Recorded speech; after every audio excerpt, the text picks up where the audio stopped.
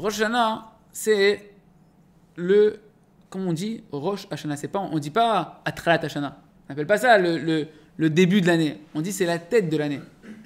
C'est la tête. C'est quoi la tête? C'est-à-dire que c'est la chose la plus importante de toute l'année. On sait que comment va commencer l'année. Comme ça, toute l'année, elle va aller. C'est le moment où tu vas être jugé pour tout ce qui va se passer durant toute l'année. Et tu vas être jugé par rapport à ce qui s'est passé. Il y a un jugement. Bien évidemment que s'il y a un jugement, il y a un tribunal. S'il y a un tribunal, il y a des avocats. Et quand tu veux défendre un dossier, ben plus le dossier il est lourd et plus il faut un avocat qui est top dans son domaine. Rabbi Nachman, c'est le plus grand des avocats. Rabbi Nachman, il a dit, vous savez, les autres tzadikim, ils n'ont pas insisté comme moi de venir à Rosh Hashanah chez eux.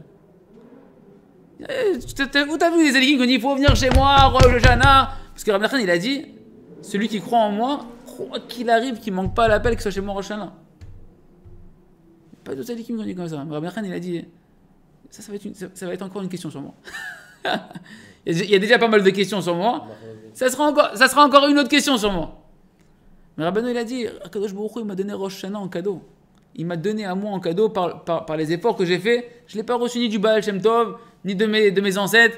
C'est quelque chose qu'Akadosh Baruch Hu, il m'a donné en moi, qu'il n'y a que moi qui sais ce que c'est Rosh Hashanah. Il n'y a que moi qui sais ce que c'est Rosh Hashanah. Il a dit, et pas que votre Rosh Hashanah, vous, mes élèves, il dépend de moi. Le Rosh Hashanah du monde entier, il dépend de mon Rosh Hashanah. Le Rosh Hashanah du monde entier. Rabbi Nachman, il a dit, celui qui vient chez moi à Rosh Hashanah, la veille de Rosh Hashanah, parce qu'il y a Rosh Hashanah, et il y a chez Rabbi Nachman la veille de Rosh Hashanah. En réalité, la promesse du jugement, etc., c'est pas Rosh Hashanah. Ça aussi, c'est un truc qui est flou, qu'il faut clarifier. La promesse d'avoir le jackpot du jugement chez Rabbi Nachman, c'est que normalement, les tzadikim sont jugés le premier jour. Et les Bénonim sont jugés le deuxième jour de Rosh Hashanah. C'est ça qu'il y a 2 jours, parce que le premier jour, on n'y passerait pas. On est tellement grave que c'est trop violent. Le jugement du premier jour, il est trop violent. Ce serait la guillotine directe. Donc il y a un deuxième jour pour, on va dire, un jour où c'est light. Rabbi Nachman, il a dit, celui qui vient chez moi à Rosh Hashanah, la veille de Rosh Hashanah, au Barechou de Rosh Hashanah. Oui. C'est Rosh Hashanah. Oui, ça c'est déjà le Barechou de Rosh Hashanah. Mais il a dit au Barechou de Rosh Hashanah. Mais là, oui, c'est vrai que je me suis un peu, je précise ce que j'ai dit. Au Barechou de Rosh Hashanah, il passe déjà dans le lit de Sadikim. Il passe déjà pour acquitté dans le lit de Sadikim. Bon, c'est des choses que nous, ça nous dépasse. Je vous explique un truc. Ce shiur-là, pour celui qui est encore là, c'est un shiur de ce qu'on appelle Emunat Rachamim. Celui qui n'a pas travaillé ce qu'on appelle la foi dans les sages d'Israël, ça rentre là et ça sort là. Baba Saleh, quand on est venu le voir et qu'on lui a dit, dis-moi, ce qu'il dit Rabbi Nachman, c'est pas un peu abusé sur lui-même? Il est parti fort quand même. Il s'est mis des étiquettes. Qu'est-ce qu'il a dit Baba Saleh? Il a dit si, il a dit c'est que c'est vrai. Tu dis écoutez Moharan, c'est un livre kadosh. Mais attention, hein, quand il parle, ouais, non, mais attends, c'est un tzaddik ou c'est pas un tzaddik? Il faut être, à un moment donné, il faut être entier. C'est-à-dire, soit c'est un tzaddik et ce qu'il dit c'est émet, soit ce qu'il dit c'est n'importe quoi, il est dans la guerre et là, dans ce cas-là, l'écouter Moharan, il faut Chad Shalom. Mais si, comme la majorité, si ce n'est pas la totalité, dans notre génération aujourd'hui, il n'y a plus tellement de marloquettes sur Rabbi Nachman en lui-même et son écouté Moharan et ce qu'il est Rabbi Nachman en lui-même. Sur ça, il y a aujourd'hui une génération. À l'époque de Rabbi Nachman, la marloquette a été grande. C'est pas une avodat tzadikim. Il a dit le Rav. Comment il s'appelle ce Rav? Ginsburg. Le Rav Ginsburg de Chabad. Le Rabbi Loïch, il l'a appelé à Malach. Et il sachez que le Noam Elimelech, le Sefer du Noam Elimelech, il a dit c'est pour les tzadikim. Il a dit le Tanya, c'est pour les Bénonim. Il a dit l'écoutez Moran, c'est pour les Rechaim. C'est quoi, c'est pour les Rechaim? Il a dit que la lumière qui est dans l'écouter Moharan, elle est tellement grande qu'elle peut faire sortir les Rechaim de là où ils sont, même les Rechaim les plus. D'ailleurs, Rabbi Nachman, il a dit, je suis pas venu dans ce monde-là pour moi. Il a dit, moi, je suis pas venu dans ce monde-là pour moi. Moi, j'ai rien à faire ici. J'ai rien à réparer. Ma neshama, elle est pas endommagée. J'ai pas une neshama qui est endommagée dans la neshama de Adam Rishon. Ma neshama, elle est. Je suis venu ici que pour vous. Et en particulier, pour les Neshamot qui n'arrivent pas à se réparer. C'est-à-dire pour les cas. Et d'ailleurs, bien sûr, il a dit Beni ben Mashiach en Chilouk. Il a dit entre moi et Mashiach, il n'y a pas de différence. C'est encore des trucs qu'il a dit à Rabbi Nachman comme ça au passage. Hein? Ouais, c'est plein de choses, c'est plein de trucs qui sont comme ça, qui sont difficiles. Mais en réalité, après, c'est. Après, il faut prier à Kadosh Baruch Hu d'abord et mettre après. Comme toutes les. C'est à charge, ce qu'il a dit le Rav de Gainsbourg, personne ne parlait de la C'est à quoi? C'est à charge? Est-ce que c'est Mesalzel? Non, ce que j'ai dit après. Et quand le Rav de Gainsbourg il a dit ça, il a dit ne croyez pas que la Kavana c'est pour les nuls. Il a dit c'est que la lumière qui est là-bas elle est tellement grande que les Rechaïm pour aller les réveiller il faut leur envoyer quand le bonhomme il est dans le fin fond de l'obscurité et qu'il croit qu'il est en plein jour et qu'il est en plein feu d'artifice alors qu'il est en train de s'enliser dans la gadoue, dans les excréments et compagnie et qu'il croit qu'il est au top du top, il va falloir de l'énergie très très forte pour pouvoir le persuader qu'il faut qu'il sorte de là-bas. Ce qui s'est passé en Égypte. En Égypte, ils étaient dans les 49 degrés d'impureté. C'est marqué que même les malachim, il dit le Harizal, même il ramène ça le Rav Dessler dans Mertav Eliaou au nom du Harizal, que même les malachim ne pouvaient pas descendre en Égypte pour réveiller l'âme Israël. Pourquoi? Parce que la lumière de dévoilement de Gdusha, de sainteté des malachim, qui est énorme normalement pour réveiller l'âme Israël, de dire hé, venez, il y a quelque chose de beaucoup mieux, ne suffisait pas. Tellement c'était intense qu'ils recevaient dans la Touma comme illusion de plaisir, faux plaisir, d'accord, mais qu'ils avaient l'impression que c'était un truc de fou. Jusqu'à ce que il a dit Ani velo malach. C'est moi qui ai dû venir en Égypte et pas un ange. Parce que si je viens pas moi, ça par contre les amis c'est qu'on s'en Rosh Hashanah. C'est-à-dire moi je me rappelle la première année que j'étais à Rosh Hashanah, j'ai pas été pour la promesse de Rabbi Nachman, j'ai pas été pour Rabbi Nachman, je sais même pas comment j'ai atterri là-bas la première année, il y a plein comme ça, c'est un cadeau, tu sais pas comment t'arrives. C'est Bistrout ma femme, 2 semaines avant il s'est passé un truc, elle m'a dit Chante, faut que tu y ailles, je dis oh, mais le Rav, mon Rav, aucun rapport, elle m'a dit je sais pas, je sais mieux que le Rav, faut que tu y ailles. Elle connaissait même pas la promesse de Rabbi Nachman. Tu racontes mon histoire, c'est un truc de fou. Toi aussi c'est passé comme ça? Pas toujours, c'est chacun son, mais il y a ce type. Il y a ce type d'histoire. Et je lui ai dit, mais mon Rav, elle adorait moi, aucun rapport, je lui ai dit. C'est les 6 mois que j'ai étudié les Sfarim du Rav Arouche, que j'étais déjà connecté à une dimension breslevique, mais pas du tout Rabbi Nachman, le Tzadik, le voyage à Ouman, Ukraine. Pour moi, c'était tu me dis, tu vas au pôle Nord, quoi. C'était inimaginable un truc pareil. Et sur une Eshgacha, puis elle me dit, pourquoi tu vas pas, toi? Je dis, t'as 2 enfants en bas âge, que je vais aller, le Rav. Elle me dit, je sais mieux que le Rav. Je te dis, il faut que tu ailles. Je sais pas pourquoi il faut que tu ailles. Elle connaissait même pas la promesse de Rabbi Nachman. Mais Kitsour, une des choses que j'ai vu là-bas, c'est que quand tu vois cette ardoute et cette lumière qui se dégage dans la tfila, dans la simra, mais inexplicable, tu vois des gens qui arrivent tous avec leurs déprimes, tous avec leurs problèmes, tous avec leurs trucs, et puis qu'en un seul instant, tu sais pas ce qui se passe dans Rosh Hashanah, et puis d'un coup, il y a tout qui s'envole. Genre comme si qu'on t'a anesthésié le cerveau et qu'on t'a mis, je sais pas, de la dopamine dans les veines, et tout le monde qui devient euphorique, qui s'aime, qui danse vers Hachem, qui font la tfila comme t'as jamais vu, tu sais même pas c'était quoi la prière. Et des heures comme ça en train de ne pas vouloir s'arrêter. Eh les gars, on est dans un trou du monde, dans la poubelle du monde. On est déconnecté de toute la matérialité. Qu'est-ce qui vous branche là? Qu'est-ce qui vous...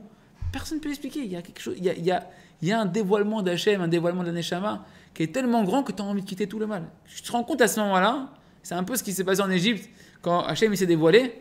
Il a dit Ani velo malach. Eux ils ont besoin que je vienne en personne parce que sinon ils vont y rester dans leur mytho. T'es là-bas, d'un coup tu te dis mais qu'est-ce que je me suis fait arnaquer? Comment j'ai pu quitter ça? C'est quoi? C'est ça être juif? C'est quoi? C'est ça être juif? C'est ça être le fils d'Hachem? C'est ça, ça ressemble à ça. Le lien avec Hachem, ça c'est Dafka à Rosh Hashanah. À Rosh Hashanah, il y a tellement un kibbutz, un rassemblement, on appelle ça le kibbutz, le rassemblement des âmes qui viennent et que les unes avec les autres, ça dépend de l'amour qu'il y a là-bas. C'est pour ça qu'il y a un grand Yetzara toujours sur ça, qu'il faut beaucoup prier quand on va au Man, qu'il y ait de l'amour dans tous les gens qui viennent au kibbutz. Rabbi Nachman, il aide à ça. Quand il y a de l'amour, chaque âme, elle se connecte l'une à l'autre. Sans amour, il n'y a pas un. Un, c'est de l'amour. S'il n'y a pas d'amour, il y a une personne là, il n'y a pas de lien. Le lien, Echad, c'est Ahava, c'est l'amour. Quand il y a de l'amour, les Neshamot, elles s'imbriquent les unes avec les autres, ce qui s'est passé au Har Sinaï. Au Har Sinaï, pourquoi on a reçu un dévoilement extraordinaire de la Torah Kedosha? Parce qu'on était Ishechad Belev Echad. Comme un seul homme avec un seul cœur. L'amour qui nous a unis fait qu'il n'y avait plus ici 600 000 âmes. Il y avait une âme gigantesque. Donc il y a plus 600 000 parts d'Hachem qui sont éparses. Tu as 600 000 âmes qui s'unissent, qui font une seule énorme Neshama. C'est un truc de fou. C'est plus une petite part divine, c'est une énorme révélation divine. Ben, c'est ce qui se passe quand tu vas dans un kibbutz de Yehudim qui se rassemblent et qu'il y a un tzaddik qui sait opérer dans les cœurs de réveiller les Neshamot, d'unir les Neshamot. Il se passe un dévoilement d'Hachem Rien que par le fait qu'on ait un Beth Knesset, c'est ça le but du Beth Knesset, c'est d'avoir une Knesset, d'avoir un rassemblement, mais pas un rassemblement pour être là ensemble et se regarder, se taper la main, et tout, qui est de l'amour dans le service d'Akadosh Baruch Hu, une union. À ce moment-là, il y a un dévoilement extraordinaire. Et ça, tu reçois une lumière que Mamash, ça te donne déjà, rien que ça, sans parler de tout ce qu'il fait Rabbi Nachman et de tout ce qui se passe, etc. Rien que ça, déjà, ça te donne un éveil à la tchouva, une envie, c'est-à-dire que, hey, t'as vu la vérité, on peut plus te la faire. D'ailleurs, il a dit à Rabbi Nachman, ceux qui se deviennent mes élèves, qui sont venus chez moi, il a dit leur avérote, même s'ils vont faire encore de l'avérote, parce que quand il a dit ils sont toqués, et qu'ils ont des réflexes à corriger maintenant, etc., et que ça fait partie de leur nettoyage, de devoir maintenant se désintoxiquer, etc., leur faute, elles n'auront plus de jambes, elles n'auront plus de pieds. C'est-à-dire quoi? Ils savent qu'ils se sont fait arnaquer. Il n'y a pas de... Tu peux plus la faire. C'est-à-dire que, ok, ça me fait mal, j'ai pas envie, je sais pas pourquoi je retombe là-bas, et pourquoi je me suis encore fait avoir, etc. Mais... c'est dégoûtant, quoi. Je sais que c'est dégoûtant, je sais que c'est pas... Je sais qu'il y a tellement mieux et que je veux pas du tout être là, etc. Ok. Ça, c'est une première dimension. Est-ce qu'il y avait une question? Non. Tout à l'heure, tu disais qu'il avait fait faire une promesse à un de ses élèves de lui dire de parvenir en Gilgoul. À Rabbi Nathan, ouais. À Rabbi Sauf- Nathan. Et il a dit sauf si on me donne la possibilité dans ce Gilgoul d'aller sur le kever de Rabbi Nachman. Ouais. C'est ça que t'as dit? Ouais, c'est ça que j'ai dit. Entre guillemets, ouais. C'est ça que- C'est-à-dire que tu as dit que dans le Olam Haba, il faut qu'il s'attache bien dans son sac parce qu'il a peur de Non, ne pas tenir le... Non, le coup du sac, Pourquoi? c'est pas dans la... C'est pas dans la même histoire, le coup du sac? Non, le coup du Bah, sac, c'est Rabbi tout le Nathan, temps. il est Ça veut vivant. dire... Rabbi Nathan, il est ça de son vivant, à Rabbi Nachman, Voilà. accroche-moi dans ton sac, c'est Ouais. entendu. Et même si tu vas partir à Beno, et même déjà dans ce monde-là, que je te quitte pas. Parce que ton rave, ça peut être ton rave une période, puis après tu peux changer de rave. Tu peux dire ah, finalement... Après, il lui dit, il le met en garde, lui dit refuse si on te demande de revenir en Gilgoul, refuse. Ouais, c'est deux temps différents, mais D'accord. c'est pas Mais grave. il dit je préfère quand même revenir sur la promesse. Je reviendrai, S'il y a la promesse, Ouais. je peux revenir. D'ailleurs, une autre histoire sur la grandeur du Tikkun HaKlali à Ouman, c'est entre Rav Shmuel Shapira et Rav Shmuel Horowitz.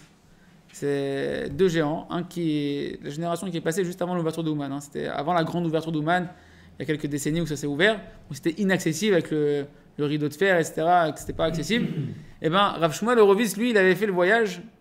Je crois que c'est un ancien Chabad qui est devenu Breslev. Il avait fait le voyage au prix de risques déments d'aller là-bas. Il est resté une certaine période. Il a eu des péripéties, mais il est resté une certaine période de pouvoir faire plein de Tikkun HaKlali durant une période sur le kever de Rabbi Nachman. C'était un extraterrestre, c'est-à-dire ça n'existait pas. C'est pas comme aujourd'hui, tu prends un billet, si tu te chauffes, tu vas, ça n'existait pas. Aujourd'hui, il y a des dangers. Quand il est... Ouais, mais c'est-à-dire que là, c'était pas... Mais beaucoup moins. C'est pas qu'il y avait des dangers, c'est que c'était impossible. C'était impossible. Là, c'est chaud. Et C'est où tu vas? il revient, et ils sont une fois à Purim. Maintenant, Rav Shmuel Shapira, il faut comprendre de qui on parle. 40 ans, il n'a pas vu une femme.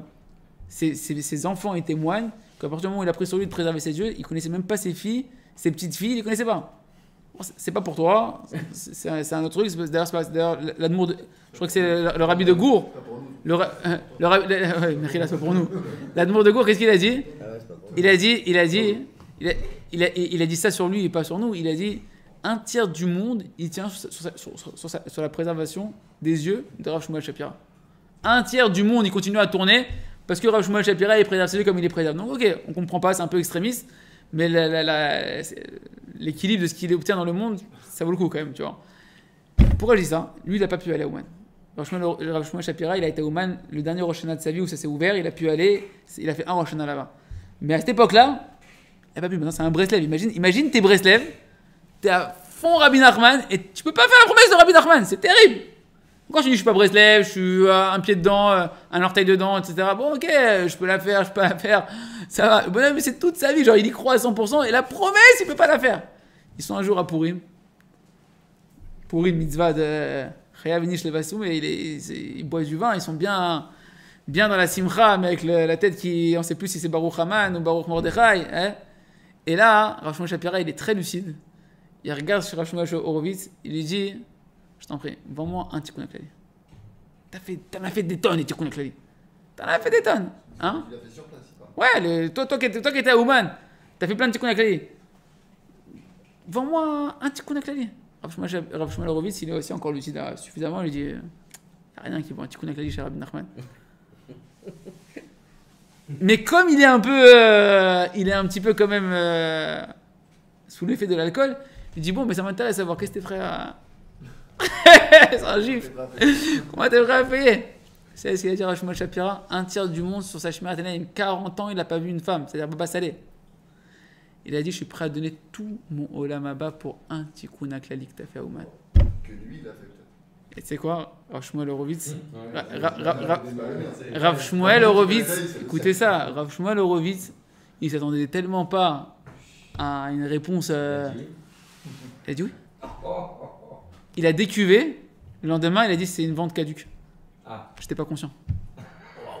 Qui a dit ça? Rav Shmuel Horowitz, il a vendu un tikkun klali contre tout son Olam Haba de Rav Shmuel Shapira, mais quand il a décuvé, il a dit tu m'as roulé, j'étais pas conscient, j'étais sous l'effet du vin, je suis pas d'accord. Waouh. Pour vous dire, on sait pas c'est quoi. Mais c'est pas des rigolos, c'est-à-dire que on parle pas de petits, on parle pas de petits Obed Hashem. Non, il était pas. Ça, les amis, on sait pas.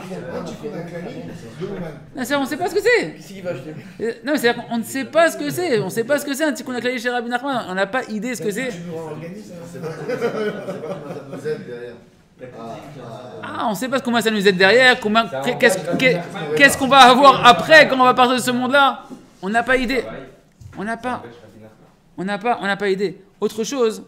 Donc on disait, t'as besoin à Rosh Hashanah, précisément d'un grand avocat.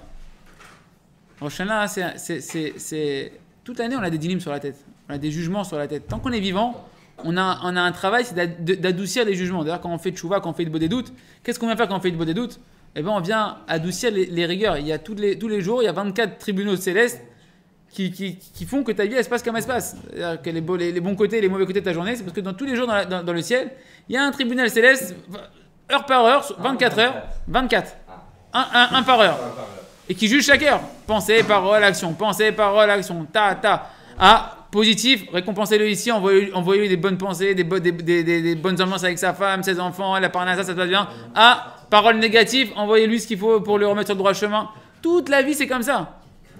Mais ça démarre quand? À Rosh Hashanah.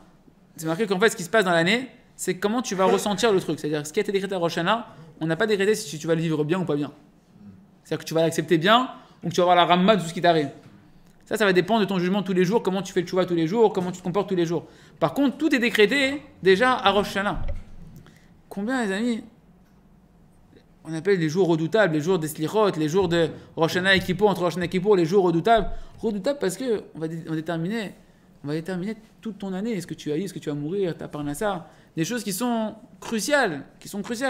Et sur ça, chacun, normalement, s'il a un peu conscience de ça, eh ben on chercherait vraiment à trouver le meilleur avocat qui peut nous défendre. Le meilleur avocat qui peut défendre mon dossier. Et plus une personne sait que son dossier il est pas facile, plus il va avoir conscience qu'il doit trouver un grand avocat. Et vous savez ce qu'il a dit Rabbi Nathan? Rabbi Nathan de Breslev, c'était un Oved Hashem Atsoum. Il s'est marié à 13 ans. Je ne sais pas si vous imaginez, c'est-à-dire que le bar mitzvah, mariage. Yetzerara, brûlé. Voilà. Yetzerara, déjà, il lui a mis directement, Rabbi Nachman et Rabbi Nathan, pareil. Mais c'est extraordinaire. C'est-à-dire que quelque part, c'est extraordinaire. Un homme, il devient coupable. Il devient coupable que le jour de la bar mitzvah. Ce qu'il y a avant la bar mitzvah sur la tête de ton père. Il dit merci Hachem que tu m'as enlevé le poids de la faute de mon fils. Ok? Maintenant, tu rentres, tac, tout de suite, t'es marié, ça y est, le Yetzerara des yeux et des compagnies, il est cuit. Normalement, il est déjà bien. Maintenant, au-delà de ça, Rabbi Nathan, il avait fini le chasse. Déjà à 13 ans. Et quand il a connu Rabbi Nachman déjà jeune, il avait déjà toute la Kabbalah. C'était un gars, c'est-à-dire que c'était un. Il était dans une autre chassidoute, non? Ouais. Pas chassidoute, il était dans. C'était pas chassid. Il était pas chassid, mais. Il était plus vieux d'ailleurs que Rabbi Nachman. Je crois. Attaché à un enfant. Les gens lui disaient, mais t'es un fou de devenir un chassid. Bien sûr. De Rabbi Nachman, avec tout ce que tu connais. Mais à la base, il n'est pas venu pour justement les Dvakia? Non, il était venu par curiosité d'un ami qui voyait en lui une avodat Hashem particulière et qui l'avait. Ah bon? Alors, ce que je voulais vous dire, c'est que. Qu'est-ce que je voulais vous dire? Rabbi Nathan s'est marié à 13 ans, il connaissait tout le cercle de chasse, comme tel. Ouais. Et Rabbi Nathan, qu'est-ce qu'il a dit? Il a dit même si le chemin pour aller chez Rabbi Nachman, le chemin du voyage pour aller à Rosh Hashanah, il ne parlait pas de l'année là, il parlait de Rosh Hashanah. Il a dit même s'il était rempli de couteaux aiguisés et que je devais aller en rampant sur les mains et sur les pieds, j'aurais plus peur de ne pas aller à Rosh Hashanah chez Rabbi Nachman que d'aller à Rosh Hashanah chez Rabbi Nachman. Tellement il avait conscience que toute son année, elle dépend mamage du Rosh Hashanah, de Rosh Hashanah en général et de Rosh Hashanah chez Rabbi Nachman. Vous savez pourquoi? Parce qu'il dit, écoutez Moran, 3 Torahs qui parlent de l'importance de voyager chez les Tzadikim à Rosh Hashanah. Et là-bas, Rabbi Nachman, il parle toujours d'une même chose. La Gdushat HaMachshava. La préservation de la pensée, d'avoir une pensée saine, une pensée sainte. Tout ce qui se passe dans l'action, ça commence dans la pensée. Sauf Maaseh, Be'Marshava Trila. D'ailleurs, Rabbi Nachman dit que celui qui est intelligent en Rosh Hashanah, il faut qu'il ait que des bonnes pensées. Et tu dis pas, peut-être cette année, ça va être pire que l'année dernière. Peut-être, oh là là, ça va mal se passer, je la sens mal. Chaz Shalom. Parce que ce que tu penses, ça va. D'ailleurs, il y a Kauman que j'ai vu en Rosh Hashanah avec la Simcha. Parce que tout le monde en rastera normalement. En général, ils pleurent. Non. Bah justement, nous on pleurait nous, à la synagogue. Hein? Rosh Hashanah, on avait peur. Arrête. C'est pas. C'est ce qui est marqué, justement, c'est ce qui est marqué dans les Nehemia. Qu'est-ce qu'il a dit Rabbi Nachman sur son Rosh Hashanah? Ça explose de joie.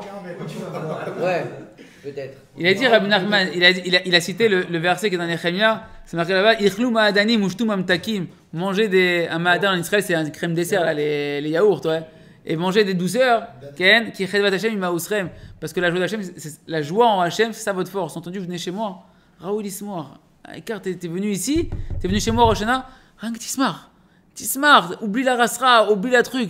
T'es dans l'endroit le plus parfait où t'es assuré que ça va bien se passer.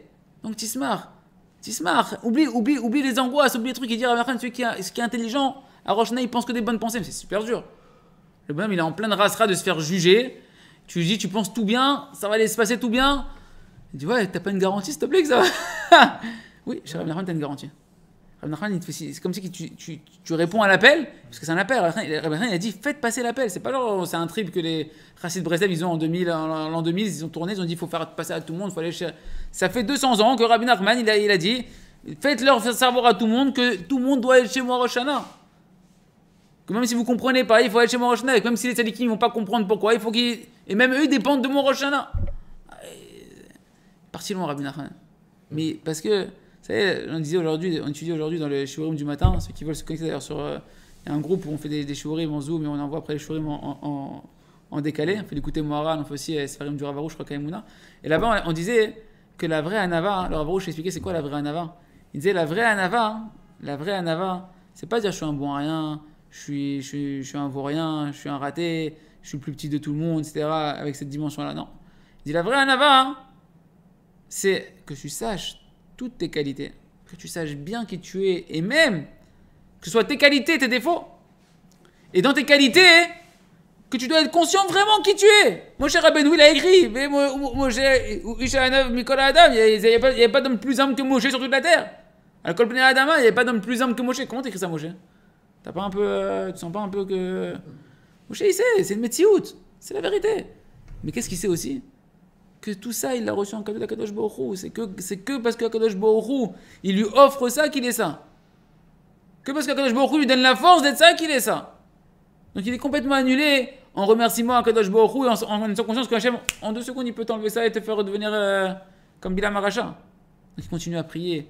Merci Hachem, Trachem Alay, aide-moi. Ça, c'est ce qu'on appelle l'humilité dans le côté des traits de caractère positifs et de savoir que quand Rabbi Nachman y parle, c'est l'humilité. L'humilité, c'est de savoir qui tu es. Un tzaddik, il ne peut pas dire qu'il n'est pas un tzaddik. Il connaît ses forces, il connaît ses capacités que Kadosh Baruch Hu il lui a données. Il te dit qu'est-ce qu'il est, tout simplement. Tu dis attends, mais c'est exagéré. Oui, mais c'est sa mission, il t'a dit, il n'est pas venu pour lui. Il est venu pour toi. S'il ne te fait pas savoir que tu as un super cadeau, tout le monde est fan des super-héros, les Marvel, les trucs, etc. T'as un super-héros. T'as un super-héros. S'il ne se fait pas connaître, c'est un super-zéro. T'as un super-héros qui est dans sa grotte. Ah, super. Le monde, il est en train de partir en catastrophe. Hachem, il t'a doté de super-pouvoirs. Toi, tu dis, Mechila, c'est honteux, c'est de la gava si je vous dis... à un moment donné, il faut prendre ton costume. Je veux dire, à un moment donné, tu es obligé de donner un minimum d'indices pour donner une place à ce que cette personne-là, elle fasse, cette neshama-là, elle fasse ce qu'elle a à faire. Et c'est ça que Rabbi Nachman, c'est ça que Rabbeinu Akadosh, il vient faire. C'est qu'il est venu pour réparer ce monde-là. Il est venu Kipshuto en cadeau pour la dernière génération pour pouvoir réparer les neshamot qui n'arrivent pas à se réparer. Si on est là, c'est que on a beaucoup parcouru. On a beaucoup parcouru, il n'y a plus de nouvelles Neshamot. Il n'y a pas de nouvelles Neshamot. On vient finir ce qu'on a à réparer. Et on voit que c'est pas évident. Même quand on veut faire tchouva, même si on met la kippa, on met les tzitzit, ce que tu veux. Comment c'est dur. Comment c'est une folie furieuse ce monde-là. C'est une folie furieuse ce monde-là. Entre que ce soit la parnassa, que ce soit le Yetzerara, les iPhones, les machins, c'est un truc de malade. C'est un truc. Et même, vas-y, avec ça, je te rajoute la corona, je te rajoute. C'est très, très, très intense. Et ça, les amis, on a ce cadeau-là. Azir Hassam et Hachem, que chacun il se renforce, chacun à son niveau. Sachez que c'est. On va finir que cette notion est très importante quand même. Il dit Rabbi Nachman que dans toute la Avot Hachem, il y a un secret pour avancer. Il y a un secret, c'est que plus une chose, elle est importante pour le service divin, si tu la veux, cette chose-là, il faut la désirer. C'est-à-dire la valeur d'achat, la monnaie d'achat d'une notion spirituelle, elle dépend de tes volontés. Plus la chose, elle est précieuse, plus il faut de la volonté, des désirs. Des désirs, des kissoufim. Ouais, kissoufim et kessafim, c'est les mêmes mots. Les désirs et l'argent en hébreu, c'est les mêmes mots. Et il dit Rabbi Nachman, plus tu vas maintenant convoiter quelque chose, un niveau spirituel qui est important, plus il va falloir le désirer. Il dit, mais sache que la chose la plus importante dans la vie d'un juif, c'est de se rapprocher du plus grand tzaddik de la génération. Pourquoi ? Parce que lui, il te dit, va à droite, va à gauche, t'arrives pas bien, je te prends l'ascenseur, je t'élève. Le tzaddik, on dit encore une fois, c'est le docteur, c'est lui qui va c'est le berger, c'est le docteur. Il dit, c'est la chose la plus importante que tu dois chercher, que tu dois désirer. Il dit, mais comme en fait, le secret qui vient derrière, après, c'est quoi ? C'est qu'il dit Rabbi Nachman, il dit, mais comme on sait pas la valeur des choses. Je sais pas, toi. Tu sais pas qu'est-ce que je dois investir, pas investir. Attends, l'autre rabbin, il m'a dit que Rabbi Nachman, c'est n'importe quoi et tout. Chadé Shalom, il m'a dit, faut pas. Ouman Rosh Hashanah, mais ça va. C'est pas comme ça qu'on fait Rosh Hashanah, etc. Comment tu fais ? Tu sais, hein ? Alors, comment tu fais ? Il a dit, Rabbi Nachman, il a dit, sache que plus une chose, elle est importante, plus il faut la désirer. Et comment tu sais que la chose, elle est importante ? Comment on va te tatiser, on va dire, le désir ? Parce que des fois, tu n'as pas valeur. Comme tu entends des sons de cloche différents, ton désir, il est... Ouais, j'ai envie, mais... j'ai envie, quoi. D'accord ? Mais normalement, il faut avoir envie. Pour avoir ce truc-là, il faut avoir une envie de titan. Alors, il dit Rabbi Nachman, Hachem, il te fait un cadeau. Pour te rapprocher de ton objectif, il t'excite. Comment ? Il te met un empêchement. Tu attends, un empêchement, ça décourage. Il dit non, pour celui qui veut, qui commence vraiment à vouloir, dans la nature humaine, l'empêchement, il donne encore plus envie. Quand tu veux quelque chose, on te dit non, tu dis ah ouais. Attends, tu vas voir. Ah ouais, tu veux pas. Ah, regarde un enfant avec son père. C'est-à-dire que quand il te demande un truc, si tu lui dis non sèchement, l'enfant, ça va l'exciter. Alors ça, tu sais, tu lui mets tu lui mets encore plus. Et il dit Rabbi Nachman, dans la Avot Hachem, quand tu veux quelque chose, eh ben pour t'aider à augmenter l'intensité, tu as déjà une bonne volonté, la volonté elle est là, mais elle n'est pas assez forte, on te met un empêchement.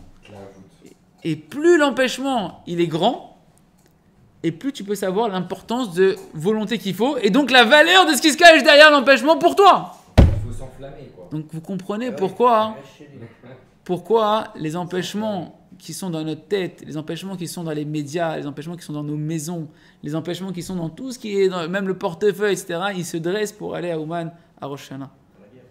Parce que voyager, la guerre, aujourd'hui, cette année c'est la guerre.